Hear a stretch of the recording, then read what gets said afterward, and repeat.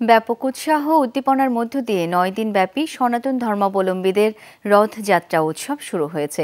মাদারীপুরের বিভিন্ন মন্দিরে শ্রী শ্রী জগন্নাথ দেবের রথযাত্রা অনুষ্ঠিত হচ্ছে। সকাল থেকে বিভিন্ন মন্দিরে রথযাত্রা বের হয়। পরমাত্মায় জীবাত্মার মিলনকে চিরমুক্তি বলে বিশ্বাস করে সনাতন ধর্মাবলম্বীরা। সেই পারলৌকিক মুক্তি কামনায় কৃপা প্রার্থনা করে রথযাত্রার অনুষ্ঠান পালন করেন তারা।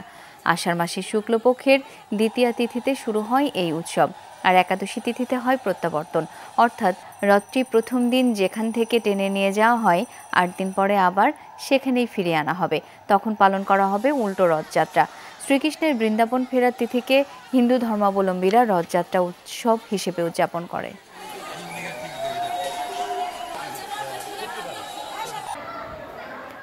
দুপুরে টাঙ্গাইলে বড় কালীবাড়ি থেকে শোভাযাত্রা বের হয়ে শহর প্রদক্ষিণ করে। শোভাযাত্রায় উপস্থিত ছিলেন বিভিন্ন শ্রেণী পেশার মানুষ ও সনাতন ধর্মের নেতারা। বিভিন্ন বয়সী নারী পুরুষ শোভাযাত্রায় অংশ নেয়। র্যালি শেষে বড় কালীবাড়ি প্রাঙ্গণে পূজা অর্চনা, রথটান ও মেলা অনুষ্ঠিত হয়। আগামী 15 জুলাই উল্টো রথযাত্রার মধ্য দিয়ে শেষ হবে উৎসব।